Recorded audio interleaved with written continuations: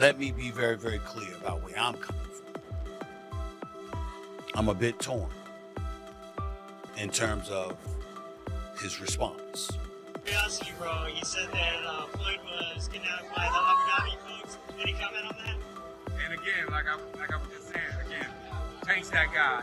Is all the guys out there in the weight class and around him. Calvin ain't getting paid. He said ain't no reason Calvin should be looking the way he's looking if they making all this money. Now that's the thing. They talk all that money talk. Ain't be one looking good and the rest of the crew. Stephen A. Smith criticized Leonard Ellerbe for defending Floyd Mayweather, arguing Ellerbe prioritizes protecting Mayweather's image over honesty. While Ellerbe claims Floyd promotes fighters, Smith questioned the silence surrounding Floyd's exhibition controversies and alleged financial scam. But when someone says you're fake or something, you know, you can say you don't take it personally, but you're a proud man. Again, that my mother and father always told me, when people call you names and people talk about you, that's because they're admiring what you're doing. You know what I'm saying? Mayweather Promotions is promoting this card, not about billions. Tell you everything you need to know. Leonard, you put on a great card this week, in all due respect. Now, we did have Adrian say some things that were a little unsettling. I'm sure maybe you're a little disappointed. What? No, not at all. Not at all. That's just him being him. And again, I still, to this day, he's a tremendous fighter, super talented fighter, who's had a successful career, and I'm sure that he'll continue to go on. When questioned about Floyd Mayweather's alleged Dubai scam, Leonard Ellerbe remained silent, avoiding any clarification. His refusal to speak sparked criticism, with many believing he intentionally dodged the issue to shield Mayweather. This silence only deepened suspicion about Floyd's financial dealings and carefully managed public persona. In my opinion, Tank is the best fighter in the entire world. And another terrific opportunity on June the 15th to go out there and show you guys why he's the top dog. Just out of curiosity, bro. You said that Floyd was kidnapped by the Abu Dhabi folks. Any comment on that? And again, like I was just saying, again, Tank's that guy. Is all the guys out there in the weight class and around the weight class, he's coming to get each and every one of you guys. Leonard Ellerbe, longtime associate and CEO of Mayweather Promotions, closely witnessed Floyd Mayweather's rise in the business world.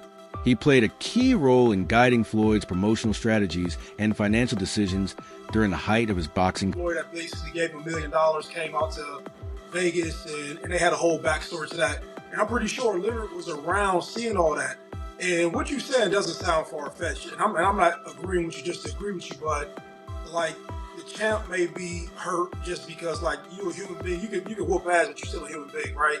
You may be hurt that you missed a moment.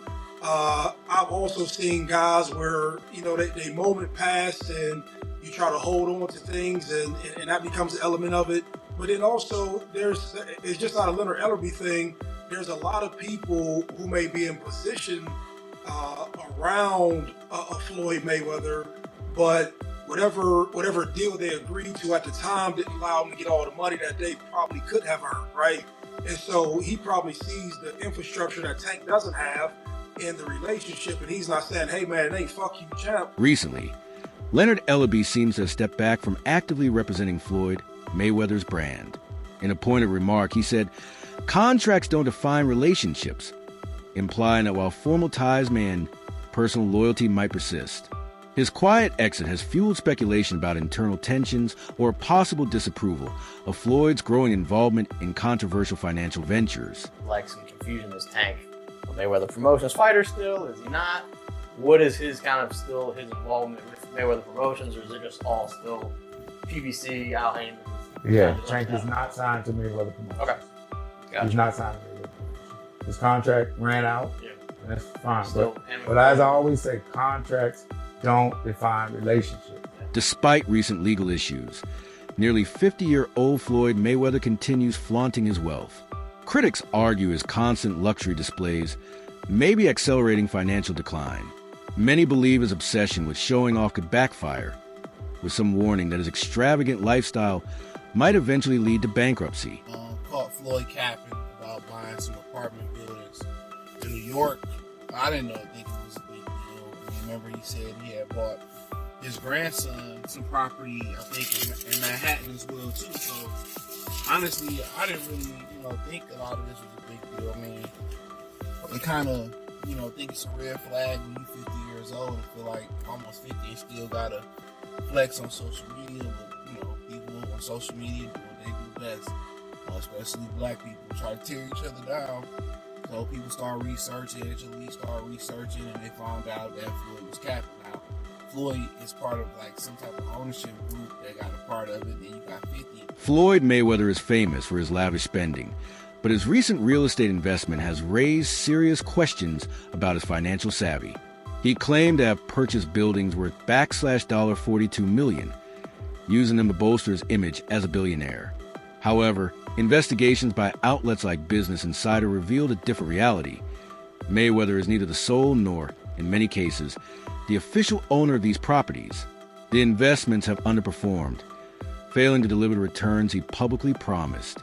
Rather than showcasing smart business moves, this venture has become a clear example of poor planning and inflated self-promotion, exposing critical flaws in his financial strategy. Floyd Mayweather, in this article, it states that he's spending $402 million in real estate investment in a 1,000-unit affordable housing portfolio in Upper Manhattan. The portfolio includes over 60 buildings and is one of the city's largest real estate deals of the year. Wow. Well, thank you, Floyd Mayweather, for investing into New York real estate. Floyd Mayweather's public image goes beyond luxury cars and championship belts. It's also shadowed by a string of scandals. From tax evasion allegations to lawsuits tied to failed business ventures, his name often appears in financial controversies. One of the most startling incidents reportedly occurred in Dubai, where he was allegedly detained for not paying for high-end jewelry. These repeated issues raise serious questions about his financial management and the ethical boundaries he may be willing to cross. Turns out that the rumors are true, and Floyd Mayweather has been trapped in Dubai for the last 50 days. Gervonta Davis was the first to claim it. Now multiple insider sources have confirmed that he is in fact trapped in Dubai for a debt that has nothing to do with boxing. After doing a little digging, it seems that someone in his camp, while he was shopping for jewelry in Dubai, stole one of the pieces, got away with it, and then blocked all communication with Mayweather. Since then, Floyd has already paid for the jewelry, but they refuse to let him go until they get their piece back. And allegedly, this guy right here is the thief that started this whole mess. At one point, you were getting celebrity endorsements. One was DJ Khaled, hilarious, and Floyd Mayweather. Yeah. And he posted on his Instagram him taking this what do you call it? The Centra card? Centra card. The Centra cards. And going and purchasing something with his Bitcoin at a store. Yeah. He did that knowing that it didn't work. Floyd Mayweather doesn't know anything that's going on, really. So, like, what? We all know that. Yeah. The guy can't read, Yeah. How much did you guys pay him? Like $1 million. He took that knowing or not caring if it worked? It was just knowing, not knowing, right? Like, they didn't care. He does a million promotions like that. It was basically, you speak to his manager. Yeah. He's like, this is Floyd's price. And you send the money over. Yeah. The manager makes his little cut from it. Mm-hmm. And he just says, what do you want me to say? And what do you want me to do? Okay. Right. And you just basically give him his script and he just. Renowned sports commentator Stephen A. Smith has long observed Floyd Mayweather's extravagant lifestyle, private jets, luxury mansions, and relentless displays of wealth. While Smith once admired Floyd's hustle, he eventually began to question its long-term viability. In a revealing interview, he asked Mayweather whether legacy meant more than money. Floyd's blunt response, money. That moment spoke volumes. Not just an answer, but a philosophy. Reflecting on it later, Smith suggested that Mayweather's unwavering obsession with wealth may be the root of his legal and financial troubles. What once fueled his rise may now be the very force dragging him down, trapping him in a cycle of excess. Well, private jet, end zone, Bugatti. Let's walk over here. I'll show you a couple toys. They call this the $1 million garage. I know we're on television, Floyd, but I think it's necessary for me to say, damn. Well, we are on ESPN. This is sports cars. This is sports network. This car costs $3.2 million. This Bugatti right here costs $1.6 million. You ain't seen these toys. I haven't seen these? No. What? Floyd, this is 7 cars, man. Silver, platinum, Miami, black LA, white Vegas. Yeah, in New York, I got my drivers. And you got your drivers in New York. Yeah. Why? Talk to me about why you make the decision to drive different colored cars in respective cities. Spoiled brat. Oh, just being a brat? Just being a brat. The 7 cars that you showed me are in excess of $15 to $20 million. Let me see what's the number. We go 3-1. And you don't drive them. It's close to 15 million. You're right. It's close to 15 million. Oscar de la Hoya, Floyd Mayweather's longtime rival, hasn't held back in criticizing Floyd's recent choices. He recently mocked Mayweather's ongoing obsession with exhibition fights, suggesting they aren't driven by passion but by desperation, an attempt to stay both relevant and financially afloat. De La Hoya argued that Floyd's constant presence in the spotlight has little to do with boxing and everything to do with money. For De La Hoya and many others in the boxing community, it's increasingly clear Mayweather's once untouchable legacy now risks being tarnished by financial stunts and media-driven antics. Floyd Mayweather fought another exhibition against Gotti last Saturday. A real the crowd booing in the arena at the end. But in the middle of the second round, Floyd literally had the referee swapped out. He didn't like that the referee told him to stop hitting behind the head. Floyd is used to having the refs do whatever he wants, and he wasn't getting his way this time. It was so embarrassing. Floyd, you're 50 years old. You're a legend in the sport. I've stood up for you in countless interviews, including Shannon Sharp's podcast last week. But you have to stop embarrassing yourself with these exhibitions. I know life is hard. I know life is expensive. But come on, dude, put your legacy first. Nobody wants to remember you like this. And it gets worse. Your jeweler filed a lawsuit against you in Miami. And many are saying you're gonna have to sell off your assets. I hate seeing this happen, bro. One of the most damaging moments in Floyd Mayweather's financial history was his involvement in promoting a cryptocurrency scam. He heavily endorsed a coin as a golden investment opportunity, urging fans to join him. But in reality, Floyd never even bought the coin himself. As its value crashed, many loyal supporters lost significant money, feeling misled and betrayed by someone they once admired and trusted. Imagine listening to Floyd Mayweather, a man who can't even read, for investing advice. That's exactly what happened last year when he was paid to promote the absolute Ponzi scheme token Ethereum Max, along with other celebrities like Kim Kardashian, Antonio Brown, and Paul Pierce. The coin shortly fell 97% right after the launch, leaving millions of fans and investors bankrupt. So to see what coins you should be actually buying, be sure to follow me. But like I was saying, bad mistakes. I didn't want to hustle drugs. All I wanted to do was become a champion someday and have something. Yes, we know, Floyd. You hustled Ethereum Max into people's wallets and then straight out. You weren't promoting financial freedom. You were speedrunning a rug pull. Don't believe everything you see online with these celebrities. They'll even sell their soul for a couple of bucks. They don't care if you go broke. They are already rich. You know what? We should call you Scamweather, not Mayweather. Floyd Mayweather defends his lifestyle with defiance, claiming that criticism comes solely from envy of his wealth. However, he overlooks the fact that the backlash isn't rooted in jealousy but frustration. It's the manipulative behavior, scams, and disregard for others that fuel the criticism. When someone with significant influence consistently uses their platform to deceive or exploit, it's no surprise that criticism inevitably takedowns, submissions, kicks, all that jazz. But he's choosing to fight Floyd in a boxing fight just for money, just like Conor McGregor did. It's really a trick. He gets these people to box with him. They have no business boxing with him. And he's making millions and millions of dollars doing this way after his competitive career is over. Which is because he's earned that right. Hey, man, he's a genius. He really is a genius. He's a genius in figuring out a way to keep making money. And one of the reasons why people watch him fight is not because he's like Mike Tyson, just goes out and destroys people. They like watching him fight because they hate him. Because he talks so much. He's like, look at my $1 million watch. Look at my jet. Look at my house. Look at this. He's like constantly showing you all these things that he has. Like he'll lay out watches in a hotel bed. Like this is $1 million worth of watches. This watch goes for $2 million. And they're like, this is my small watch that I take sometimes. But when I'll show you, when I'll show up, I bring out the big boy and it brings out this watch that's covered in diamonds. It's like $5 million. And so you hate him. People hate him. He creates envy. Yes. Yeah, he creates envy and you want him to lose, but he's not gonna. Joe Rogan, the influential UFC commentator and podcaster, has commented on Mayweather's public behavior, noting that Floyd is unique in how openly he flaunts his wealth, almost treating it as a performance.